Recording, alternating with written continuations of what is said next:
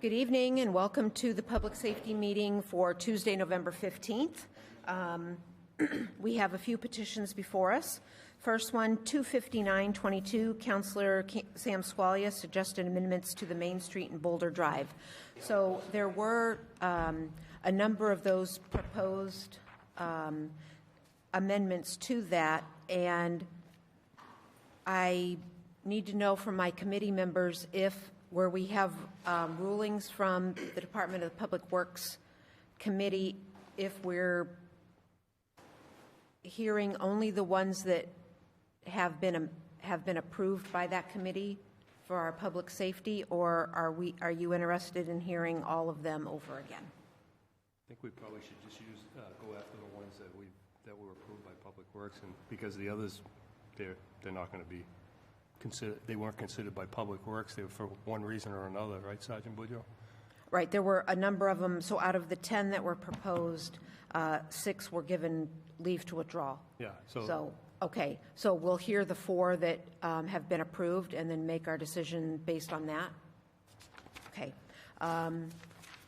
The first one that was approved was to add a "Don't Block the Box" traffic painting and signage at Boulder Drive and Main Street intersection. So, Sergeant Boudreau, you've invested some time and energy notes on those. So, if you'd like to give your feeling and thoughts on that. Yeah, so I had some conversations, obviously, on all of these with between myself and Commissioner Erickson. I think we were both kind of on the same page. We're not against the "Don't Block the Box" painting. They just inherently come with the DPW having to do it and keep that up. And then in the wintertime, between sand, ice, snow, a lot of times people won't see those. So again, I'm not against painting. I don't even know if they'll have time, if we did pass this, to get it done before this winter. Okay. But I think maybe we could just start with some signage coming into there, do not block the intersection. And I did put in my report that we still follow Mass General Law, so people legally can't block the intersection. So if they do, they're in violation. It's Mass General Law 89-9. So if an officer saw them doing that, we could ticket them.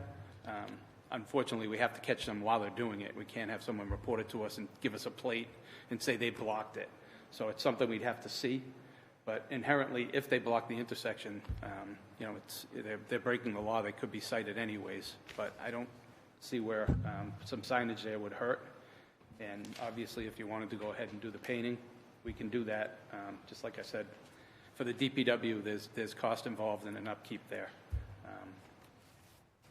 Well, and from the Ward 1 meeting from last night, I heard you talk about the budget for DPW for these signs and what's going to make more sense we move forward with this. A lot of people, we get a lot of requests through, my office for signage, especially for non-enforcement signage, whether it be a handicapped person or a deaf person or any of those cautionary signs that we put out there. And they all have good purposes, but the DPW only has so much money for signs every year. And the more we ask them to put out during the year, like this past year, they ran out of money a couple months before July, and we had to wait to order signs and get signs that we probably really needed. So I kind of caution that I'd rather say let's put signs where we absolutely think we need them and they're going to do the most good. I think here, because of the problems we're having, I think this is a spot where I would say let's put some signage. And I think the commissioner would, if he was going to come tonight, obviously we know he's sick, so I think he would agree with that. So I just think there's a happy medium. We have to decide where we really need to put signs and where we don't. I think signage here would be good. I would suggest we hold off on the painting for right now. Okay. Any questions or concerns from members? We discussed it at the Public Works Committee meeting extensively, so yeah, I think we're all set with that one. Okay. Counselor Fleming, do you have anything to add? Are you good with that? Maybe she can't hear us, or maybe she's not logged in yet. All right. Do I have a motion and second for approval of the number 2 added? And the sign is just going to say,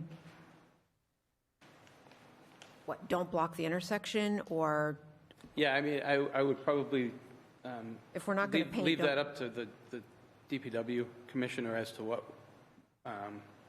signage they can get. They're having some problems with ordering some signs Okay. and getting them in. So, yeah, it would be some combination of do not block the intersection or some type of wording along with that. Okay. Motion to approve Amendment 2. Do I have a second? Second. Thank you. Any motion or any discussion on that? All those in favor? Aye. That is approved. Moving on to the number 3, make both lanes on Main Street headed east at Day Street and Water Street straight. Left lane should be left alternate. Adjust light configuration as required. Sergeant Boudreau. So this was something that the commissioner and I were actually looking at before we got these suggestions at that intersection, because we know we've had a problem there since a two-way change. And our idea was to take those 2 straight lanes and get rid of the left turning lane, take the straight lane and move it to the left, just to give some traffic. You can probably fit a few more cars before we're back into that intersection towards Blossom. And then we talked about removing some parking spots that were there. What we're trying to do is move the straight traffic over that's going to continue down Main Street and give the people coming out of Blossom that want to go over the Water Street Bridge a lane to do that. Right now, they're getting caught in gridlock, Yeah. and then that's just backing everybody up. Talking with the commissioner, if we can get this passed and they have enough time, he didn't want to get into, rebuilding the islands right away. We want to see if it's going to work. So our thought is to just do this in paint and make almost like the do not block that we were talking about, Yep. but doing some painting there to push that traffic over. And then you could see in my report that we're talking about getting rid of the handicap parking spot and the 2 parking spots that are there up in front of the old bank that closed. And we found that we can move them down towards Cushing Street that was closed and moving up towards the restaurant that's right there, and we can fit a handicap spot and 2 parking spots. So basically, we're not going to lose those 3 spots, and we're going to give ourselves, we think, a good lane to be able to go over the Water Street Bridge coming out of Blossom, and we're hoping that's going to alleviate some of this gridlock. Councilor Schultz. I left you a message yesterday. I'm still having trouble envisioning that, Sergeant Boudreau, the whole idea that now this lane that you're moving the straight lane over to the left, and they're also going to turn left in that lane as well, in the same lane? Yeah, what we found from watching that is there isn't that much traffic that's actually taking a left onto Day Street. So if they're mixed in with the traffic that's going straight, we think that's less of a burden of making the gridlock than the people trying to come out of Blossom and take the right onto the Water Street Bridge. So basically, that'll be 1 lane now. You'll be in it. When the light turns green, you're either going to go straight or you're going to take your left onto Day Street. I'm still having trouble envisioning that traffic's not going to get backed up there. I guess I was even saying, well, Cushing Street is now a pedestrian plaza. Maybe, we put signs at the top of Cushing Street. Maybe we need that Cushing Street to alleviate the traffic there. I'm not sure. I mean, at this point, it's probably not something that's going to be done, but it seems like, you could divert some of the traffic down Cushing Street and then to Boulder Drive, and you may not have gridlock there any longer.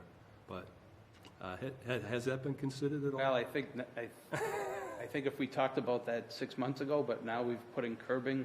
Well, we didn't know we were going to have a problem with handicap ramps. Yeah. I think if you look at it, we've gone over there and looked quite a bit. There isn't a lot of people that are taking the left onto Day Street. So we may have a few cars in that line, but they're in that line basically anyways. You can only fit probably, if that lane is taking the left, once that other lane pushes out, you can't fit more than, I think it's probably about 4 cars, and now you've blocked people from going over the Water Street Bridge, especially if there's cars parked in those parking spots. I would think as people are using that, if I were coming down Blossom Street every day and I wanted to continue down Main Street towards Moran Square, I think I would be using Pearl Street and North Street. I think the majority of the traffic coming down Blossom wants to take the right and go over the Water Street Bridge. So that's why we're trying to emphasize keeping that lane open. It's all a trial thing. That's why we're doing it. I looked at those pictures and I'm thinking, it's almost as if those islands need to go first before you try that, but, you can't do that, at this point, in the season, so, it's, like you said, it's going to be a trial. Yeah. Maybe it'll work, but I've seen, you say there's not that many cars that take a left on the day. I've seen quite a few when I've been in that area, but. Yeah, I'm not going to say no one does it. Yeah. Again, this is something we're going to try. That's why we're talking about doing it in paint and not redoing the islands. Yeah. We're also looking at, we're coming up in the next, I'll call it a year or so, that we're going to be getting into the Water Street Bridge being redone. And So we don't want to do too much because. yeah, we're the state- thinking if we're going to redo these islands, it's probably can be done as part of the bridge project. So we don't want to spend a lot of money on rebuilding islands. So we'd like to try it in paint, almost like what we did up in your ward on Laurel Street. Yeah. We tried it to see if it's going to And we work. got good feedback last night from. Yeah, so from the before we put a constituents. lot of money into it, we'd like to try it. Yeah. And this isn't going to be much. We're moving some parking spaces and we're adding some paint. Yeah, we don't even need barriers. Yeah. So, yeah. Sergeant Boudreau, will that, just looking at your pictures, will we have to do additional street painting to make that happen? Or are we blacking out the white lines that are there now? Or are you just putting up pattern signs that let people know that? Are you talking about for the parking spaces? No, I'm talking actually about the line, line of traffic. Commissioner Erickson was working on his own drawing for that part of it. I just kind of worked on the parking spaces because Okay. really the line painting and everything falls under his jurisdiction. Okay. The handicap spot falls under the chief's jurisdiction. So I was really involved with the handicap spot, but we just laid out for moving the other 2 parking spots. Right. So really tonight I'm asking you for the okay to move the 2 parking spots. The handicap spot is actually going to be moved under the chief's authority. That doesn't need to go to the council. You would be talking about really the 2 parking spots. I think it makes more sense to bring the parking spaces closer to Tacos and Tequilas than Santander Bank. Yeah, I think it'll work for all the businesses Right, around especially there. now with, what is that now, being just a pedestrian way? Yeah. Where we've blocked that, so that And one of the makes more sense to suggestions me. I made with this, and this was just my own, I'm suggesting that we make those 2 parking spots 20 minutes. I'm thinking about Tacos Tequila and someone coming in to maybe get takeout food where they have parking out back. But we'd like to hear from those businesses. Yeah. We just didn't have time to reach out to them right now. So whether you pass this with the 20-minute and then we could change it before signage went up. Our thought was to try to get this passed because if we're going to put paint on the ground, the DPW doesn't have too much time left to do that. Yeah, maybe they only need one 20-minute spot, and then maybe they could have I would say we should ask those businesses Yeah. what they want. Yeah, I definitely. just thought that maybe 20 minutes would work for them so that we really can't put a time limit on the handicap spot. So that's going to be what it is. Yeah. But at least the other 2 spots, whether it be someone coming in for takeout or if they have music or something, a person dropping off their equipment and then being able to leave and go park or something like that. So that was my thought. No, that's good. Make a motion to approve? Second. I have a motion and second. Any more discussion? All those in favor? Aye. Aye. All right, the next one is number 8, which reads, replacement of missing light pole at Blossom Street and Main Street should be prioritized for pedestrian safety. And you've noted that that's a DPW Yeah, that's, issue, so, I know the commissioner stated, and I think he obviously did it at the Public Works meeting, that they're working on that. okay. I just need a motion to make that official through public safety. Second. Motion and second. All in favor? Aye. The last one, number 10, add street sign at Boulder Drive headed westbound on Main Street. And your thought on that was that that's a reasonable request and, again, just need to be implemented by DPW, so. Yeah, it's not a regulatory sign, so really the DPW can just go put that up under their own authority. So it's really nothing that they need to come to the council for, but I think it's a good suggestion. I think it's a really good suggestion, too, because we keep talking about changing driver behavior there, so this will definitely help with that. So I'm all for this one. Are you making a Oh, motion? my. Motion to approve. And a second? All right. All those in favor? Aye. Aye. So those 4 amendments have been approved through public safety as well. All right, moving on to petition 24322, Councilor Bernie Schultz and Judy Perla of 236 Walton Street to install a yield sign on pole 1615 facing out on Monroe Street at the intersection of Fairbanks and Monroe Streets to improve traffic safety when motorists depart from South Street Elementary School. I know there was some talk about a traffic study being done in that area. Sergeant Boudreau? I saw that in the paperwork that came.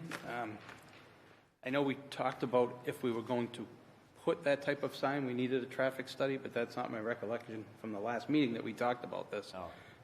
We talked about the DPW was going over there to fix the catch basin, the drain, I should say, which they did. They cut back as much brush as they could. I think at this point we're waiting for the school department to cut the brush on their own property. And I'm not sure, Counselor, if they've reached back out to you on that? They have not. I haven't heard anything either. So we think that cutting the brush back may take care of the problem that we're having. But it's city property because it's a school, but we have no control over the school. But we also talked about maybe, rather than a yield sign, we maybe have a cautionary sign. Yes, I would. I guess the placement of it is the Yeah, issue. I would go over there after this is done, like we talked about, and we could do some type of cautionary signs that, again, that would just fall under the chief's authority. We wouldn't have to come back in front of the council. But I don't want to do that until we get a good feel of what that intersection is going to look like with that brush being cut. So maybe I can suggest tomorrow I'll give a call to the school and counselor, maybe if you want to, and see if they have a timeline on when they're going to do some of the suggestions that we made to them. It's more of a sightline problem over there, is my belief, but we need to get that brush cut before we can make a good determination. If we were going to go ahead with some type of sign, we talked about it. The yield sign really doesn't work with that configuration. Or if we thought it was going to, then we'd have to get an engineering study. But as we know, those are very expensive, so my suggestion would be let's get the brush cut, and then let's see what it looks like over there, and we may be just able to do this with some cautionary signage. So that being said, we are waiting then on the school department to take care of cutting the brush on the school property. Yes, we had 2 other suggestions over there for them. First is for them to cut that corner on their property that's behind a fence right now. And I gave a suggestion about possibly widening that roadway. The DPW, the work that they did, they set it up so that we could widen that a little bit, because we do have an issue with, we talked about it at the last meeting, we have a homeowner down there that has a house that when traffic comes out of the back of the school, they're fighting against it. Right, they can't get into their And people are driveway. thinking that they're driving the wrong way, so they're beeping at them, they're probably calling them names. So this would help them also, and that was a discussion that would be between, the DPW and the school, whereas the DPW doesn't think it would cost a lot of money to do it, and this would be their discussions. They were talking about maybe the school picking up materials or something and having the DPW do that if they want to. Right, have what's that done. before us tonight, though, is just But the before yield us tonight sign, would be the right? yield sign, and that just doesn't work for that intersection, the way that it's set up. But if you were going to do it, you'd have to get an engineering study for it.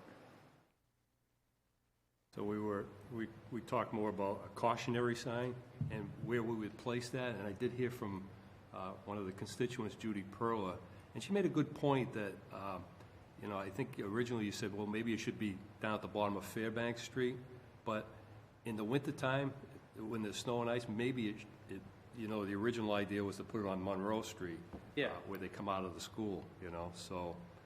And it probably would, the way it's set up right now, if I'm thinking about it, it would probably be something about, we'd probably put a sign that says like yield to blind way or something. Yes, exactly. Once all this brush is cleared, we may not even have that, so we may not have to put any sign. That's why I say I would like to see the brush cleared, and then let's see what that intersection looks like. But the other issue you got there, of course, the fence. The school has a fence there. Yeah. That's, you know, kind of an old rickety Dilapidated, fence. right, and, yeah, it looks you know, a mess. taking that down, I think that was a suggestion that you made, to take it down so you could widen the road. Yeah. Which would help the situation as well at some point. So right now, the yield sign wouldn't work because of the brush issue? Well, the issue we have over there is when you're putting a yield or a stop sign, it's supposed to be on the continuous roadway unless you have an engineering study that says otherwise. And the continuous roadway is Monroe Street. So it just didn't really work with what we're talking about over there. I don't think it's going to solve the issue that's there. The issue is we don't have a sight line when people are coming down that hill and other people are exiting. Councilor Schultz, how do you want to proceed with this where it is a request of a yield sign that isn't going to work? Yeah, well, you know, it's not a yield sign. Should we call it a cautionary sign at some point? Again, and keep it on the table until we see how it's going to work with the brush. Yeah, control. I mean, I thought, Council, that's what we did at the last meeting, but I think because it went to Public Works, the way I looked at it, I think they just sent it back to Public Safety. Right, they did. Almost like they didn't think we already looked at it. So I Right. think we're having the same conversations we had at the last Public Safety meeting, so. So what is knowing that we need the school department to take care of what they need to take care of before we can make a determination, who's the authority that sends out to the school board or that school particular and say, we need to have the brush cut so we can make a determination on a petition that's been before us now for at least 2 months? The counselor and I and the commissioner, we met over there with the principal and school administration. We had some good conversations. I don't know. I'll have to talk to him again, and if the counselor. It's the maintenance supervisor that has to. Yeah, and I don't. Put out the they order could for the just brush cutting. have been busy. I'm not sure, what the reasoning was that it hasn't gotten done, because it seemed like our conversation that they thought it was a good idea too, and they were going to move along with it, and we just haven't seen anything happen. All right. Ms. Perla?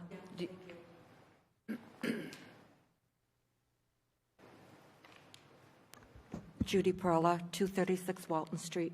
I just had thank you, Sergeant.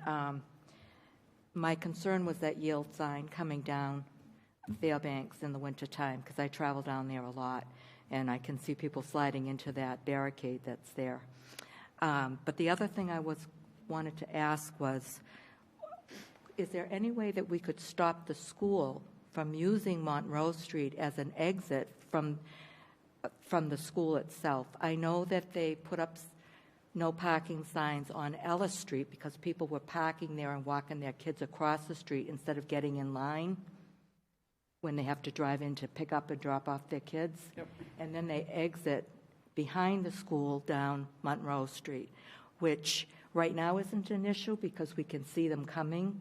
There's no leaves on the trees. But in spring, summer, and fall, it's a really bad issue. I mean, I travel that road all the time. So I'm wondering, other than cutting back the brush, which is a big help because they have done that, and the street is very narrow, and in the wintertime it's even narrower when they try to plow. You can't even pass 2 cars. The house that's right there at the end of Fairbanks, that big white house, those people park on the sidewalk, so you can't even pull over to let another car come up. Very dangerous. But I was wondering, again, just to refresh what I said, if the school could stop the traffic from using that Monroe Street as an exit? Why do they use it anyway? So- Do you so- know that? Yeah, so this is my understanding. This dates back before I came into traffic, but the buses used to come down Fairbanks Street when that other part of the school that's closed now, Yep. there's an entry and exit. Yes. The buses used to drop off and pick up Yep, on there. Fairbanks Yes, Street, and they they were able to get the buses in there. Once they couldn't use that, they needed a place for the buses. So now the buses are in front of the building, taking up all that space. So there's absolutely no place to put parents with pickup and drop-off. And now, this many years later, we have many, many more people picking up and dropping off, especially after COVID. So I don't see a feasible way. It's not the greatest thing to use that back roadway. If we look at it, it really looks to me like it was put in there for public safety to be able to get in there for an emergency. But I think they're using it out of necessity. The police department has no authority to tell the school department what to do on their property. And it is a public street, so I don't think we could stop them anyways. But I don't know if they really would have any way to get enough cars in there. We get blockages on South Street as it is, and they've done a great job, and they've listened to things that we have suggested, and they've changed the way that they line cars up back there, and we don't have as many problems on South Street. But if we told them they couldn't use Monroe Street right now, I think it would be a catastrophe on South Street. So what you're saying is that Monroe Street is the continuous street and Fairbanks Yes, is the Fairbanks approaching ends street. onto Monroe.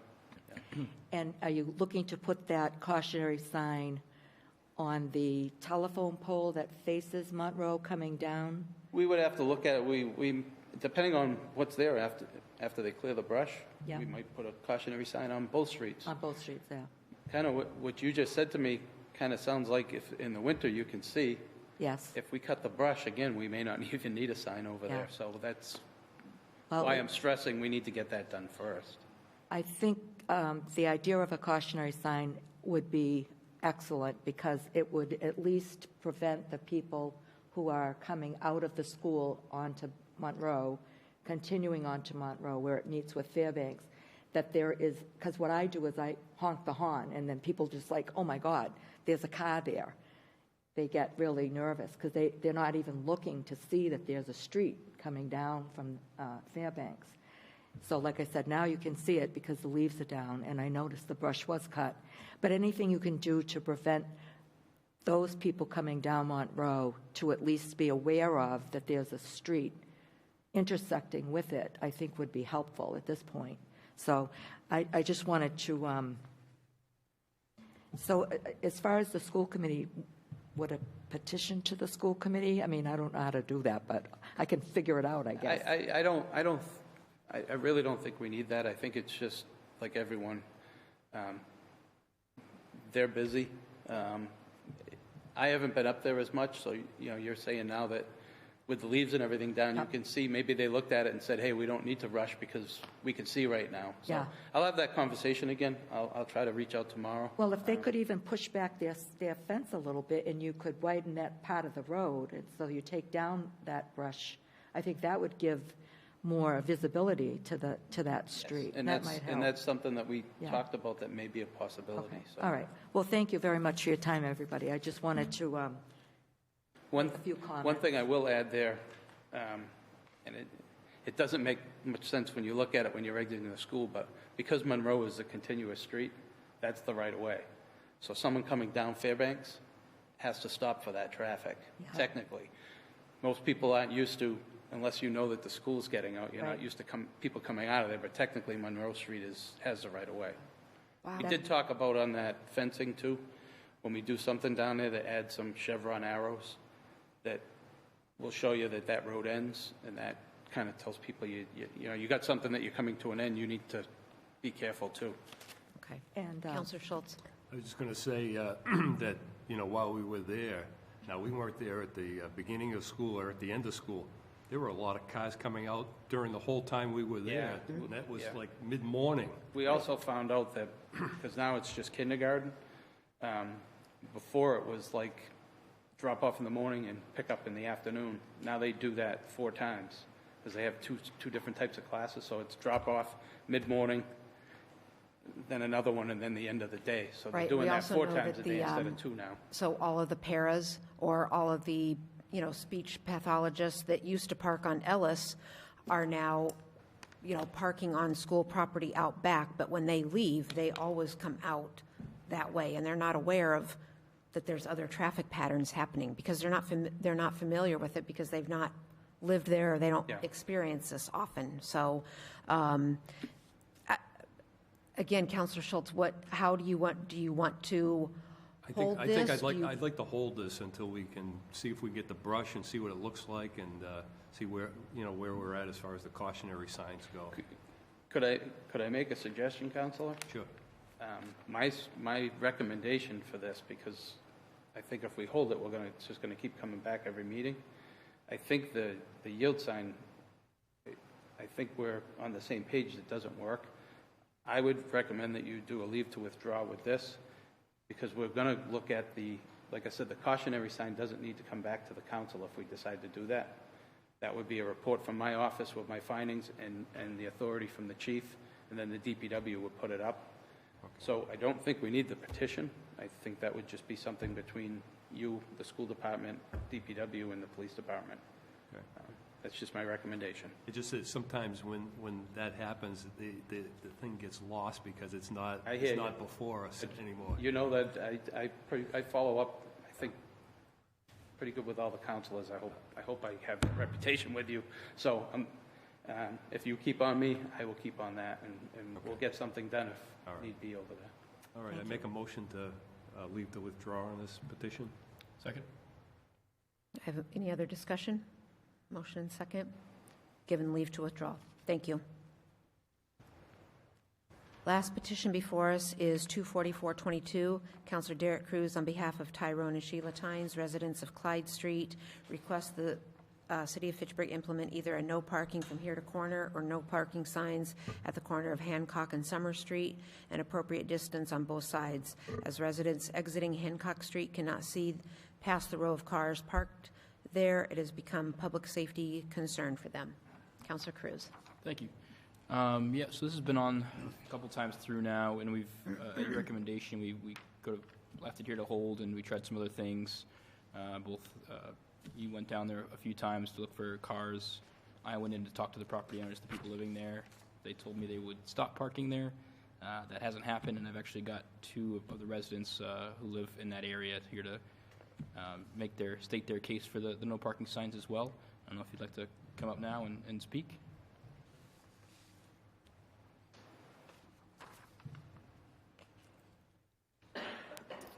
My name is John Nealon. I live at 54 Clyde Street. Yikes, for almost 30 years. The intersection, yes, at Hancock and Summer hasn't really been an issue until about maybe a year ago when the house on the corner was sold, and I guess there's just a lot more cars with the folks that live there. Derek and I have gone down there to take a walk and look at it. He's told me that he did speak with the residents there, but since then, they're still continuing to park when you look left as if you're going to be heading downtown. And it is a crazy intersection with Battelle Street coming in, and it doesn't line up. The honey farm's there. People are going in and out of that parking lot. And with the way Summer Street sort of curves, when I come from Hancock onto Summer Street and look to the left, I can't see all the way down Summer Street until I'm pulled out halfway in the road. Every once in a while, there's also a truck that's parked on the right-hand side where you can't see down that direction either. For Derek, I send him pictures every time that I go to the intersection and I take the pictures out. It does seem to be the same cars, so I do believe it's the residents there. And like you said, you spoke to them, but it's still happening. The truck that parks there actually tries to get out of the way, but he parks literally completely drives up on the curb and parks completely on the sidewalk. And visually, you just can't see anything, and it's been real dangerous.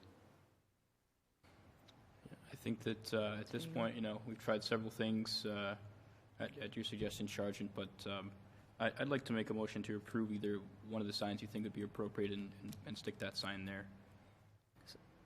Sergeant Boudreau, what is your thought and feeling? So it depends on what we're asking for. If we're asking to put signs that say you can't park within 20 feet of the intersection, that really doesn't need to go to council approval. It's not a sign that says no parking anytime. We need to get approval for that. The no parking within the 20 feet falls under the general parking ordinance. It's already on the books. So if we're putting a sign up, it would basically just be asking the DPW to put that sign up to just reiterate that you can't park, within 20 feet of an intersection. We don't need a sign to cite someone. It's part of the general parking ordinance. So that's why we had talked about before. I'm not sure if the sign is going to help this. I asked Patrol to have the officers go down there more. I did look in the log before this afternoon, and they have done some checks. It doesn't look like they've seen sometimes, and that's not to say that, they're not parked there, but if they're past the 20 feet, then they're legally parked, and we can't cite them. Now, I've been down there. I took some pictures that I showed you, and I understand what the gentleman is talking about. But there's many intersections that you need to edge out a little bit to be able to see. Like I showed you the pictures, Counselor. If you actually stop where you should before you get out to that intersection, there's many other things that are blocking your view beyond the cars. There's that huge tree in the yard. Looking to the right, there's a fence that blocks your view. So you still have to edge out just to get past those. The one good thing at that intersection is that huge fog lane. You can actually, it's almost like a parking spot. It's got to be 8 to almost 10 feet there. So you have that to edge out to be able to look. So the 20 feet, we can just have DPW put the sign if that's, what the councilors ask. I'm sure the DPW will do that. If we're talking about going further than that, now we have to kind of relook at that intersection and how far are we going to say that we put no parking? And if we do it there, I always say this, then we almost have to do it all the way down Summer Street because it's not fair to, why are we telling those people they can't park, but we're letting somebody 40 feet up the road park on the side of the roadway if we're going past the 20 feet I'm talking about. So it kind of depends. It really didn't say in that petition what we were really asking for. Are we just asking to stop people from the 20 feet?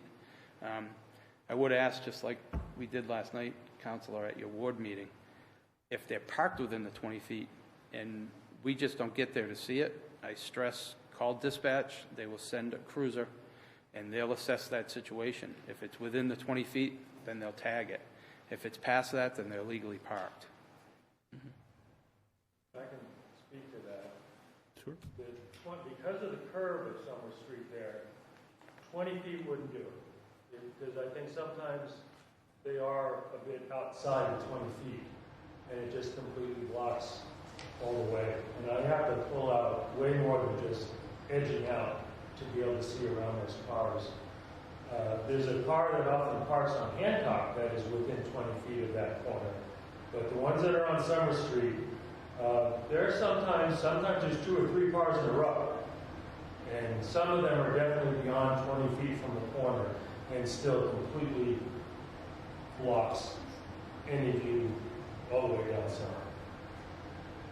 Councilor Schultz. Yeah, that was the question I was going to ask, because we just had that approved at Charles and Forest, that you examined that with Commissioner Erickson. You said 20 feet's not going to do it. We're putting a sign there saying 50 feet from the corner because we get that building on the corner. It's right on the sidewalk, that block building, and we looked at that, and 20 feet was certainly not enough to put no parking from here to the corner. So that may be what you want to consider, is to go much further than 20 feet. Maybe you need the 50 feet there as well. We could. I mean, I can go and relook at it. The day that I went down and took the pictures I took, and it could just be the vehicle there was a vehicle parked there, actually to the left and the right. In my cruiser, my estimation was I could safely, because of the like I said, the size of that fog lane before you're actually out into the travel lanes, I was able to see. But again, that was the car that was parked there that day. I can't say if there was a van there or something else. So I can certainly go down and reassess that. I can look at it with the commissioner and see what we come up with. Yeah. I just stress that all things being equal, if we're going to do no parking there, then my suggestion may be that we have to do no parking But it along that sounds whole like section. that the constituent said that it sounds like this is a different situation than most of them on Summer Street, because they're not, the street doesn't come out in a straight line, so, yeah. Yeah, I mean, other it's- sections of that roadway may be straighter, Yeah, but the fog lane might only be a foot.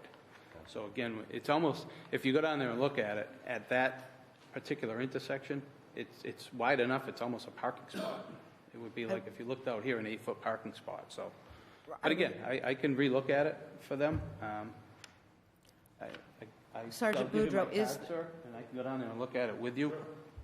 Is the, so the pictures that we're looking at, is there parking outside of the residence? Is parking allowed outside the residents that live on Summer Street, right from where the solid yellow line or white line for the roadway ends, and then over to the curb of the sidewalk?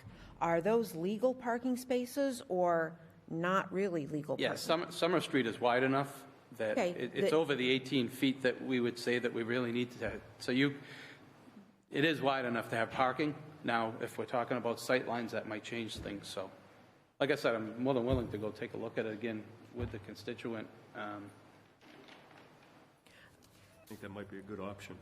Sure, I'd like to amend, at least now while we're here, to amend my petition to be no parking from 50 feet, like you had done over in your ward. Yeah, yeah, you might consider that.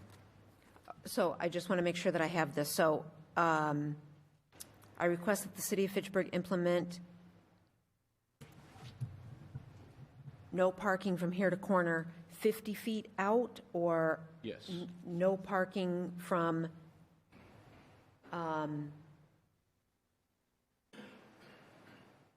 not Hancock Street, is it Hancock Street that is the side street? Yes. And there's- Okay, Hancock 50 feet up on Summer Street? That would be my suggestion, yes. Okay, so on the Summer Street, you want no parking from the corner 50 feet back From here to the corner, yes. I think the sign is from here to the corner, correct? on Summer Street, not on Hancock? On Summer Street, correct. Okay. Sergeant Boudreau, are we going to have to refer that to Public Works, or is that something that the police department implements? Yeah, I'm not sure, did that go to Public Works already? It already went to Public Works. What was I don't know what the outcome was We there. held it, didn't we? I believe it was held, yes. Yeah, they were, again, held based on what we decide, what Yeah. we determined tonight. So it doesn't need to go back, I don't think. Yeah, I mean, councilors, I'm just here to give you my recommendations. You ultimately vote on this, so if you want to do 50 feet, But we take your recommendation into Yeah. consideration, certainly, so, you know, we'd appreciate it if you my could take another first look at down it. there is, I don't think we need to do anything right now other than the 20, but I am more than happy to relook at that and do an actual, I didn't even do an actual report because of conversations we had, so, Well, based on the input we got tonight from Yeah. Mr. Nealon. like I said, I'm more than willing to meet with the constituent if you want to hold this for another meeting, or if you want to vote on it. But I will go look at it again with the constituent. I can ask the commissioner to come down and look at it with me also. I'll second your motion on holding it till Sergeant Boudreau looks at it again. All right, I'll make a motion to hold. Second. I have a motion and second to hold. All those in favor? Aye. Aye. All right, so we're holding this one until we coordinate again. All right. Do I have a motion to adjourn? Motion to adjourn. Thank you, we are adjourned.